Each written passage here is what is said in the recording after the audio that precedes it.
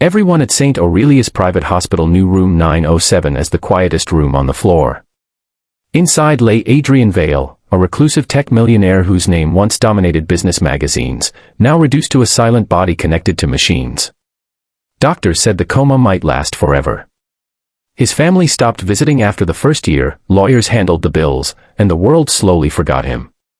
Everyone, except Hannah. Hannah was a young nurse from a modest background, working double shifts to support her widowed mother. She was assigned to Adrian not because the case was prestigious, but because no one else wanted it. Cleaning, turning, feeding through tubes, changing diapers, tasks that stripped away dignity. Yet Hannah treated Adrian as if he could hear every word. Every morning, she greeted him, told him about the weather, the hospital gossip, and sometimes her dreams.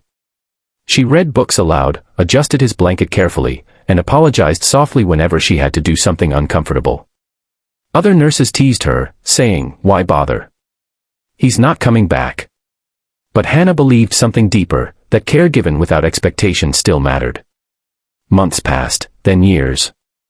Hannah watched seasons change through the window while Adrian remained still. She noticed tiny things others ignored, a twitch of a finger, a change in breathing, a tear that rolled down his cheek during a thunderstorm. Doctors dismissed it as reflex. Hannah didn't. One stormy night, short-staffed and exhausted, Hannah stayed past her shift. As she gently cleaned Adrian, she spoke to him about her fears, how she felt invisible in the world, how she wondered if kindness even counted anymore. Her voice broke, and a tear fell onto his hand. Then it happened. His fingers moved. Not a reflex. They closed, weakly, but unmistakably, around her hand. Hannah froze, heart pounding. "Mr. Vale," she whispered. His eyelids fluttered. Machines beeped erratically. She called for help, but before anyone arrived, Adrian's eyes opened, unfocused but awake. The room erupted into chaos, doctors rushing in, alarms sounding, but Adrian's gaze never left Hannah. Recovery was slow and painful. Adrian had to relearn how to speak, how to sit, how to eat.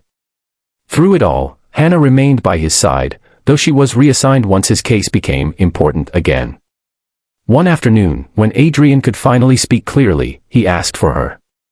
When she entered the room, he struggled to sit up and said the words that stunned everyone, "You're the only reason I'm alive." He explained that during the coma, he wasn't gone. He was trapped, aware but unable to move, hearing voices, feeling touch. Most voices were cold, mechanical. But one voice came every day, warm and patient. Hannah's. He remembered her stories, her apologies, her belief in him when no one else did. Tears filled Hannah's eyes. She had never imagined that her quiet compassion had reached him. Weeks later, Adrian was discharged. Life returned to him quickly, meetings, wealth, headlines, but he changed. He refused to return to his old world unchanged. Instead, he founded a medical charity focused on long-term coma patients and caregiver support. At the opening ceremony, cameras flashed as Adrian stepped onto the stage. Then he did something unexpected. He called Hannah forward and told the world her story, how dignity, not money, saved his life. He offered her a scholarship, a leadership role, and something more valuable, recognition. Hannah still works as a nurse, but now she trains others, reminding them that patients are people, even in silence. And Adrian?